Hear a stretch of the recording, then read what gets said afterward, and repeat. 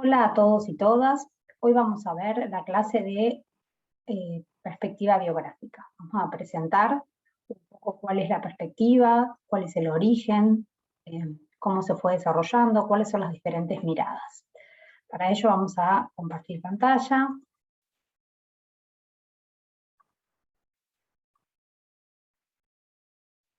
Bien.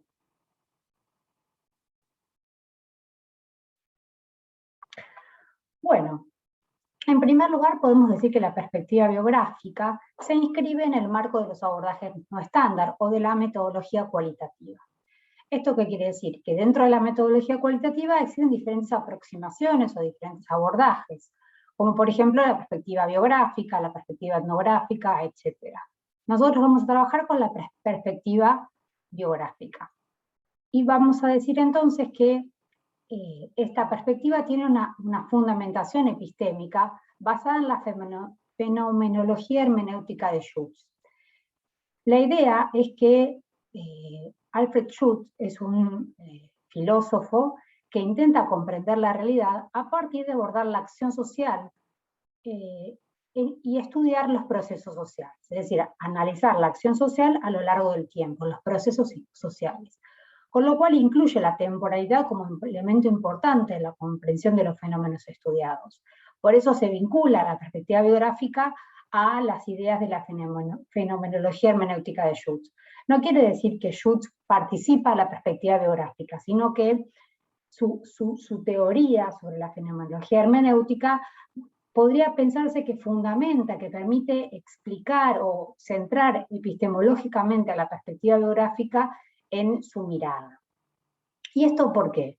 Porque él se preocupa por el análisis de la vida cotidiana de los sujetos, sosteniendo que los sujetos viven en una situación biográfica, en un contexto determinado, y tienen un acervo de conocimiento, porque nacen en una sociedad que ya tiene construidas ciertos parámetros, ciertas relaciones, ciertas formas de vinculación social, y esas personas de alguna manera aprenden esos vínculos, esas relaciones, esas formas en la sociedad en la que crecen, nacen y crecen y se socializan.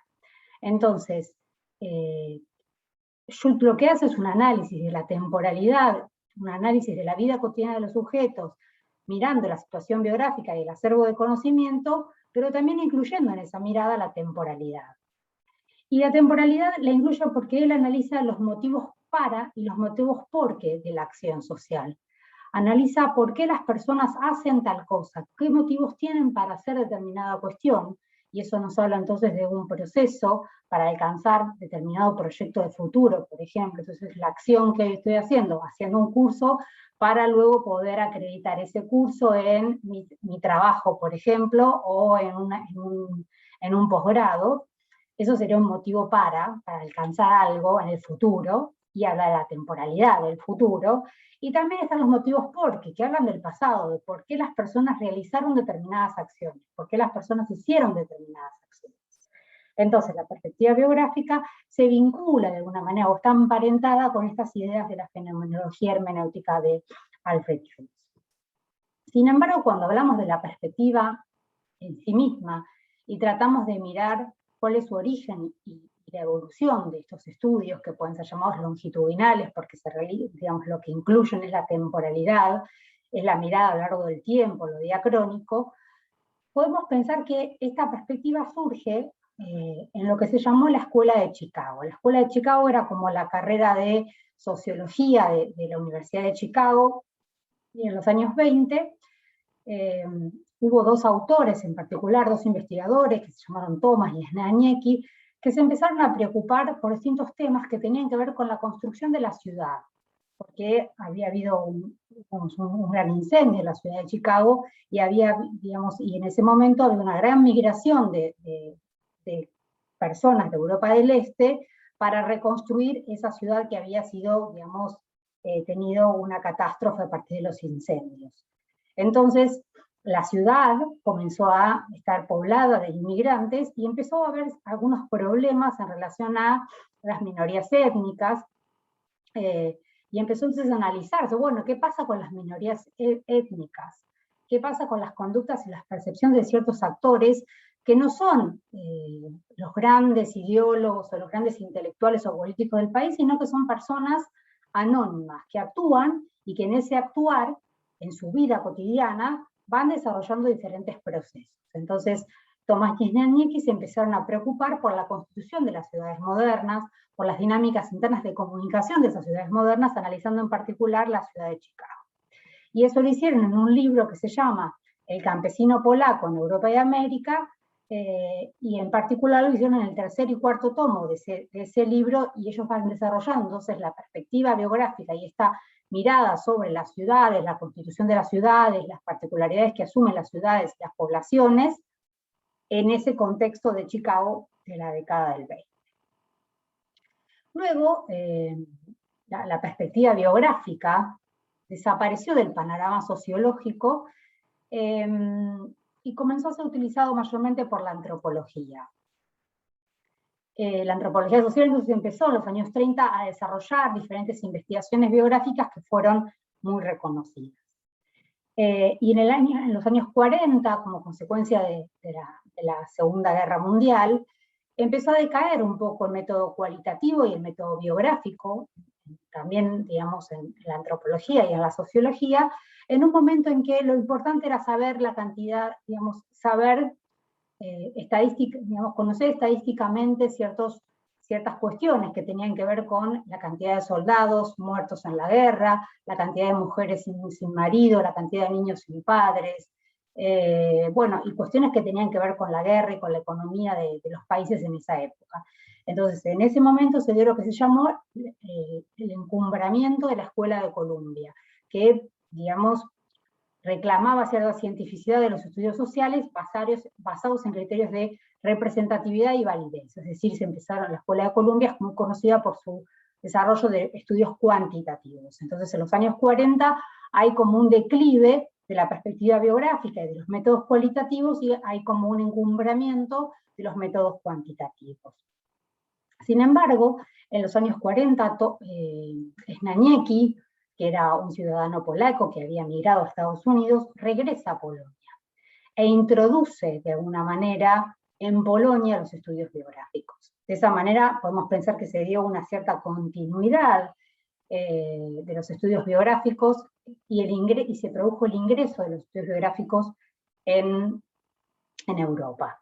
Lo que hizo Snaniecki fue publicar en los diarios y convocar a las personas para que recortaran y les relataran sus vivencias laborales, familiares, migratorias, sus vivencias de marginación y sus dificultades de integración a los nuevos contextos urbanos. Estas convocatorias permitían recopilar muchas biografías y diarios personales, y entonces de esa manera, como decíamos, el método biográfico ingresó en Europa. Sin embargo, en los años 60 y 70, una vez ya pasada la Segunda Guerra, se produjo una revalorización de los estudios cualitativos y en ese contexto una revalorización de los estudios biográficos.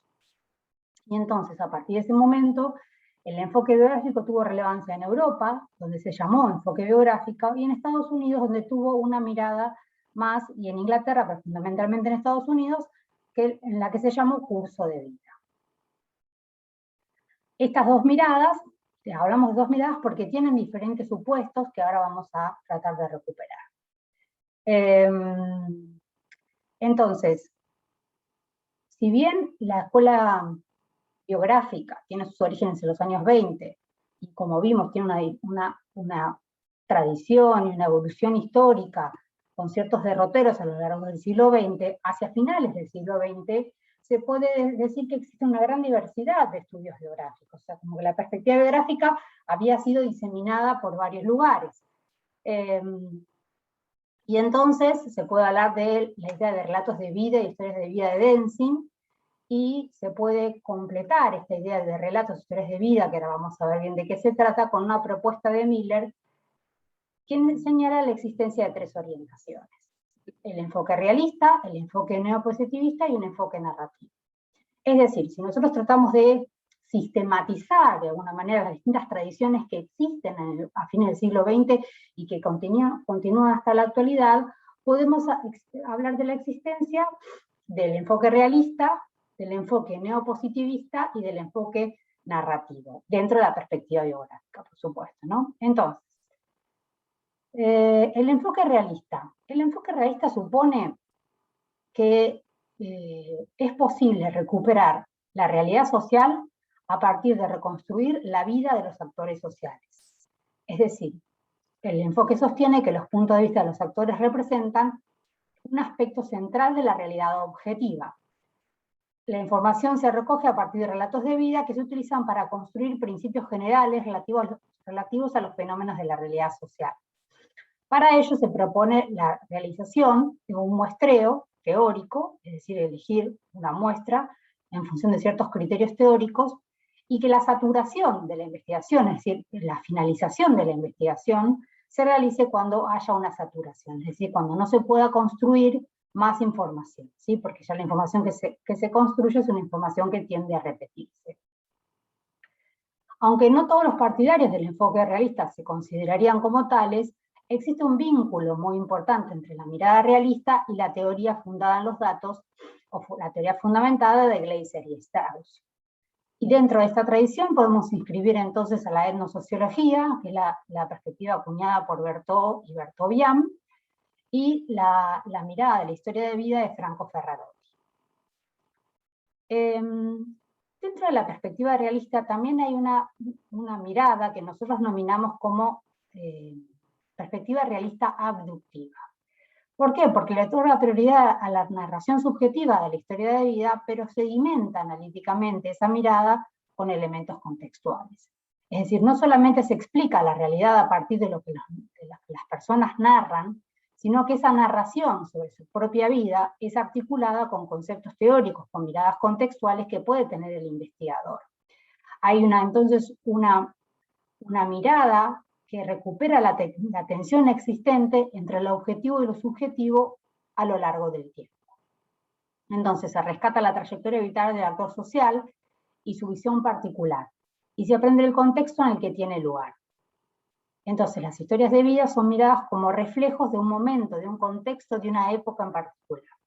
Dentro de esta tradición se inscribe, por ejemplo, la idea de proyecto biográfico de Pries.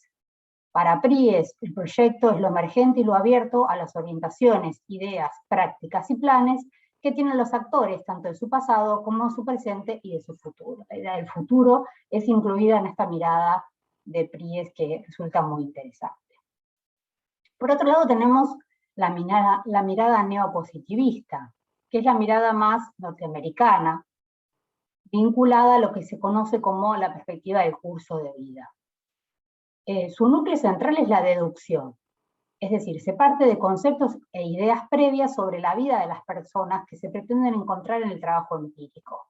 No se va al campo a conocer la vida del otro para comprender las diferentes temporalidades que tienen, cómo fue articulado a lo largo del tiempo sus distintas dimensiones, sino que se va al campo con unas ideas ciertas ideas respecto de cuáles son esas temporalidades, cómo se articulan las distintas dimensiones de la vida de las personas, y para confirmar o refutar estas ideas, se realizan encuestas longitudinales o entrevistas semiestructuradas. Cuando hablamos de longitudinales, hablamos de encuestas que implican un seguimiento a lo largo del tiempo. Así se enfatiza la interacción hermenéutica entre las percepciones subjetivas del actor y una estructura social objetiva, aunque se le otorga mayor relevancia a esta última. Dentro de esta tradición se inscribe entonces la perspectiva del curso de vida, cuyo principal referente es Glenn Elder, quien mira los movimientos de los individuos en diferentes niveles, por ejemplo, la trayectoria educativa, de trabajo, política, y digamos cómo los modelos temporales de las sociedades en las que viven esas personas afectan estas transiciones educativas, laborales, etc. Pensar, por ejemplo, que para ir a la escuela hay determinado tiempo, hay determinados periodos, ¿no? Para ir a la educación inicial, a la primaria, a la secundaria, es pensar en modelos temporales que la sociedad le impone al sujeto. Y entonces lo que se puede ver es cómo el sujeto se aviene o no se aviene a esa temporalidad que es preestablecida por las sociedades. Y luego también está la conocida sociología de los acontecimientos de Francis Godard, quien se preocupa por establecer distintos modelos temporales de causalidad en las biografías. Bien, luego tenemos el enfoque narrativo. El enfoque narrativo le da prioridad a la narración, la perspectiva única y cambiante del individuo y cómo la misma está mediada por el contexto. Entonces, la narración biográfica es tomada como un constructo social con entidad propia. Lo que importa es cómo se narra lo que se narra. ¿Qué se dice en eso que se narra cuando se narra?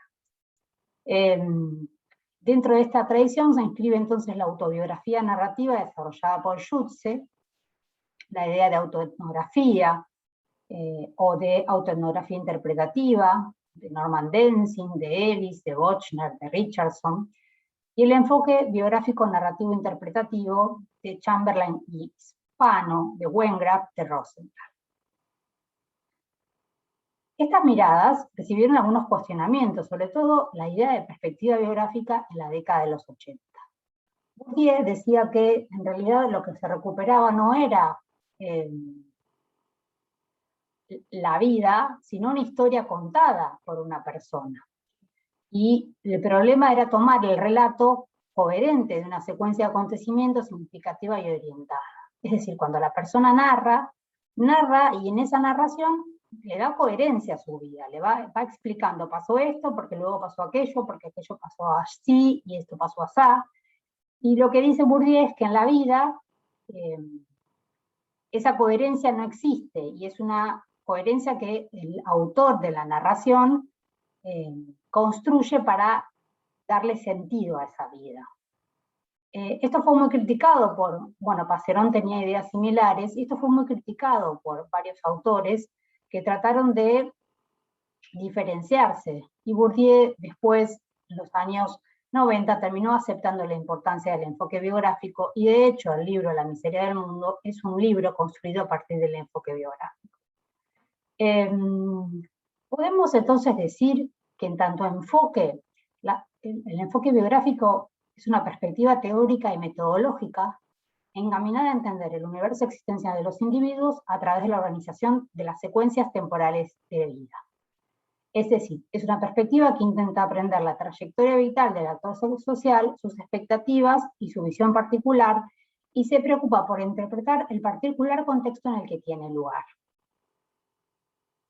Luego tenemos distintas corrientes, como decíamos, hay miradas más realistas, hay miradas más neopositivistas, hay miradas más narrativistas.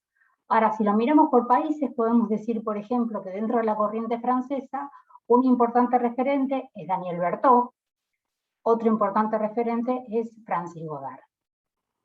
Francis Godard señala la importancia de distinguir entre el concepto de recorrido y el concepto de trayectoria. El concepto de recorrido hace referencia a los procesos de encadenamiento de acontecimientos a lo largo de la vida de las personas que son narradas por ellos mismos. Es decir, el recorrido es la narración del sujeto de su propia vida. Y la trayectoria son los esquemas de movilidad a los que se incorpora un individuo, sabiendo dónde se partió. Lo que importa son los diferentes momentos a través de los cuales se construyen las trayectorias. La idea de trayectoria es una idea más del investigador, que trata de ver cómo se van articulando los diferentes tiempos de las trayectorias de las personas.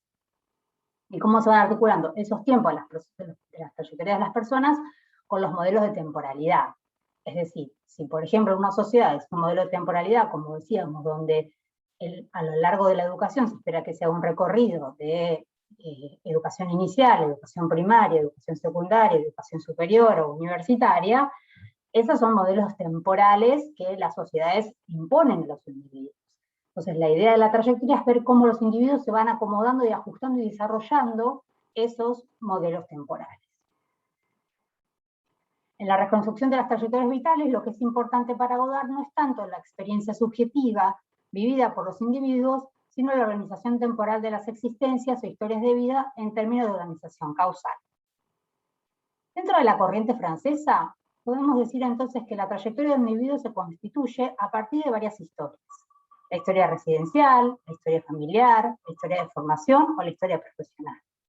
Es decir, una persona no es solamente una historia, uno no es solamente madre o hija o hermana, o no es solamente profesora, o no es solamente investigadora, o no es solamente esposa, sino que uno tiene diferentes roles y tiene diferentes historias que constituyen esa historia que uno tiene como vida.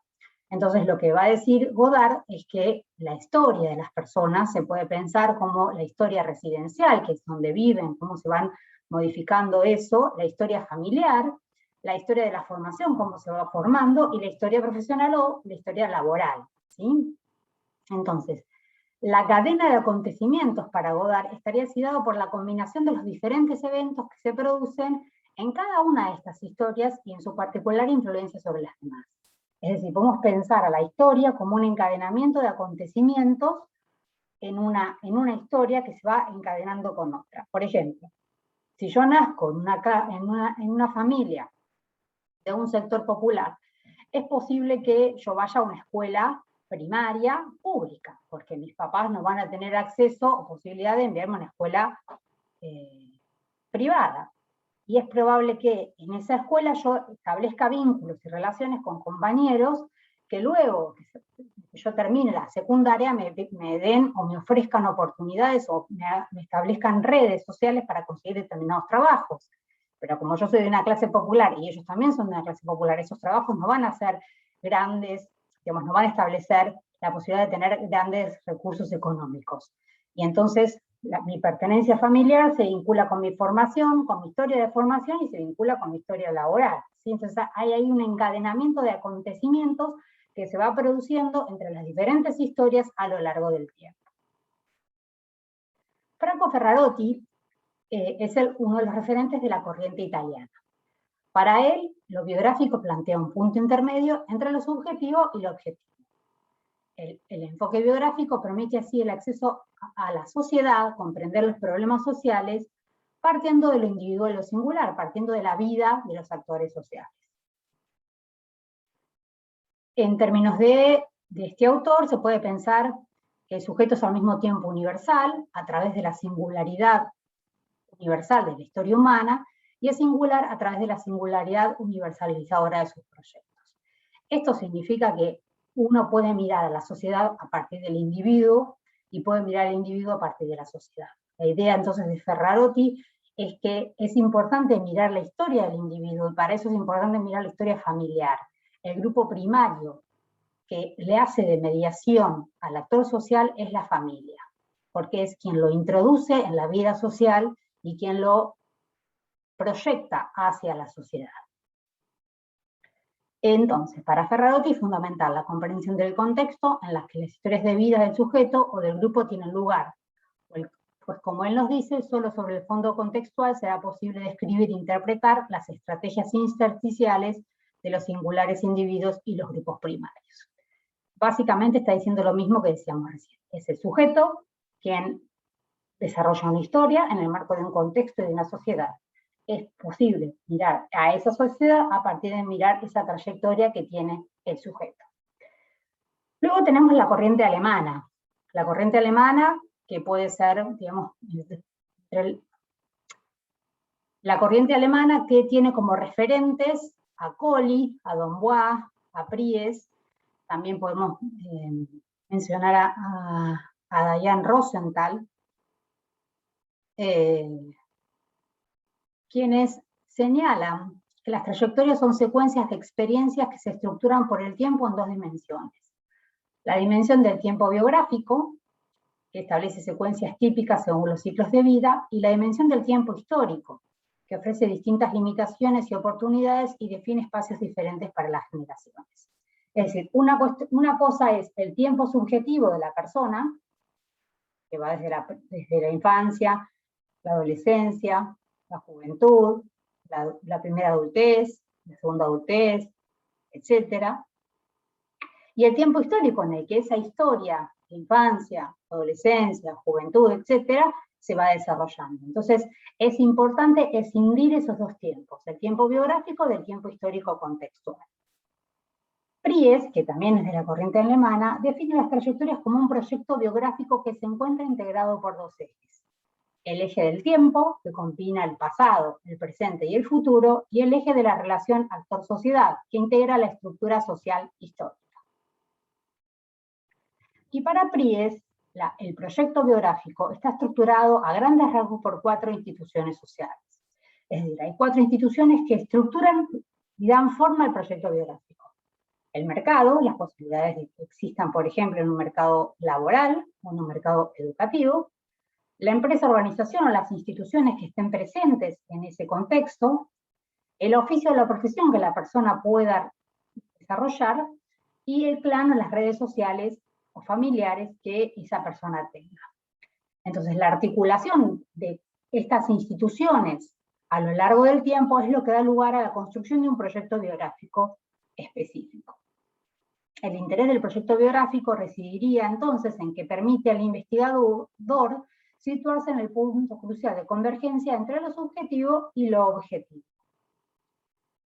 Sintetizando, para ir, digamos, dando un cierre, el enfoque biográfico permite la reconstrucción de historias de vida que son el resultado del entrecruzamiento de 3 dimensiones específicas. La multiplicidad de tiempos subjetivos, elementos subjetivos y objetivos, porque somos sujetos que nos desarrollamos en el marco de un contexto. Eso contextual es algo objetivo que nosotros no podemos manejar, pero lo subjetivo tiene que ver con nosotros mismos. La particular articulación de estos elementos, cómo se van articulando los elementos subjetivos y objetivos. Y la variabilidad del tiempo en la configuración de la articulación de los elementos presentes en la historia de vida. Es decir, cómo los elementos subjetivos, las particularidades de la persona y de la historia de la persona, se van articulando con lo contextual, con aquello que impone determinadas características o limitaciones o potencialidades o posibilidades al sujeto, y eso se mira a lo largo del tiempo. Un elemento que no desarrolla demasiado la perspectiva, pero que sería muy interesante trabajar, sería la idea de espacio. Cuando hablamos de elementos subjetivos, entonces, nos referimos a las posibilidades que tiene el sujeto de educarse, a las posibilidades que tiene el sujeto de conseguir un trabajo, al tipo de familia y a la familia que tiene, a la familia, por ejemplo, en qué lugar de la estructura social se encuentra la familia. ¿Es clase trabajadora? ¿Es clase media? ¿Es clase alta? ¿Sí? Las relaciones sociales que puede establecer ese sujeto, con quiénes se relaciona, con quiénes se vincula, cuáles son sus redes sociales. Y la historia residencial, que cómo afecta de alguna manera esa historia particular la pertenencia a determinada ciudad, la pertenencia a determinado barrio, por ejemplo. Y también los elementos objetivos remiten, por ejemplo, a la comunidad, a las empresas existentes en esa comunidad en la que se desarrolla la historia de vida, al mercado de trabajo local y las posibilidades que hay de trabajo o no en ese mercado de trabajo, las instituciones educativas que hay, sea públicas, sea privadas, qué posibilidades brindan, las instituciones sanitarias, si hay hospitales, si hay salitas sanitarias, si hay lugares a los cuales las personas pueden recurrir, si se les queda cerca, si se les queda lejos, las posibilidades de recreación y las políticas sociales existentes. Todo eso son elementos objetivos, son elementos que el sujeto no puede manejar, sino que son elementos que se le imponen y que tiene que el sujeto acomodarse o, digamos, aprender esos objetos, esa objetividad, ese contexto, o acomodarse en ese contexto para poder desarrollar la historia de vida que quiere desarrollar. Bueno, hasta aquí entonces la clase de la aproximación biográfica, las primeras ideas, las primeras miradas sobre los abordajes, o las distintas miradas que nos sirven para comprender los estudios biográficos y cómo inscribir esos estudios biográficos en términos teóricos y en términos metodológicos.